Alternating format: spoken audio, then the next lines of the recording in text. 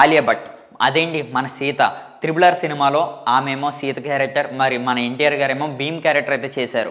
వీళ్ళిద్దరూ మరోసారి కలిశారు దేవరా సినిమా ప్రమోషన్లో ముంబైలో. ఈమె అయితే ఇంటర్వ్యూ కూడా చేసింది మన దేవరా మూవీ టీంని.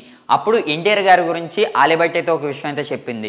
నేను ఎంతోమంది హీరోలను అయితే చూసా, అంతెందుకు మా హస్బెండే పెద్ద హీరో, పెద్ద స్టార్, కానీ ఈయనకున్న ఫ్యాన్సే ఈయన పెద్ద మాస్ ఫ్యాన్స్ ఏమనుకుంటారు. కానీ నేను ఒకటే చెప్తా, నీకున్న ఫ్యాన్స్ మాసే, నేనైతే ఒప్పుకుంటా. కానీ మ్యాన్ ఆఫ్ మాస్ ఎవరైనా ఉంటే మాత్రం అది ఓన్లీ ఎన్టీఆర్ గారి ఫ్యాన్స్కే. ఆ క్రెడిట్ ఏదైనా ఉంటే మాత్రం ఓన్లీ ఎన్టీఆర్ గారికి అని ఆమె మరొకసారి చెప్పడం అయితే జరుగుతుంది. మన ఎన్టీఆర్ గారిని ముందు పెట్టుకొని ఎన్టీఆర్ గారి గురించి ఈమె చెప్తుంటే మాకే ఒక రకమైన ఊపు వచ్చింది అనుకోండి. అలా చెప్పింది ఆలియా భట్.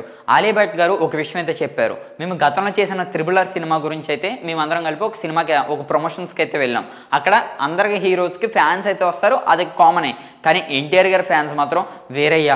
వాళ్ళ మాసు, వాళ్ళ కేకలకి, వాళ్ళ రచ్చ చూస్తుంటే నాకే భయం వేస్తుంది కదా, ఎక్కడ బౌన్సర్స్ని తోసి మళ్ళీ మా మీదకి వస్తారేమో అని. వాళ్ళ పోనీ మా మీద కూడా రావట్లా, ఓన్లీ ఎన్టీఆర్ గారి మీదకి వస్తున్నారు ఆమె అయితే చెప్పడం అయితే జరుగుతుంది.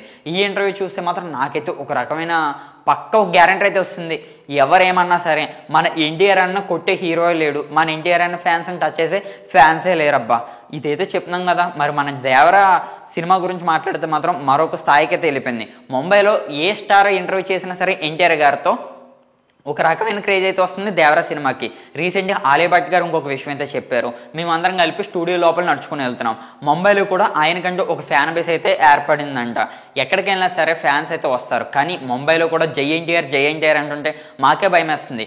ఇక్కడ ముంబైలో అయితే మా హస్బెండ్ ఎవరు రణ్వీర్ కపూర్ అయితే ఇక్కడ ఒక మంచి స్టార్, ఆయన వస్తే మాత్రం ఒక రకమైన ఫ్యాన్ ఫాలోయింగ్ అయితే వస్తారు. ఆయన్ని మించిపోయిన ఫ్యాన్స్ అయితే వచ్చారు ఎన్టీఆర్ గారికి. మరి నేనైతే ఒకే విషయం చెప్తున్నా, నేనైతే దేవరా గురించి అయితే బాగా వెయిట్ చేస్తున్నా.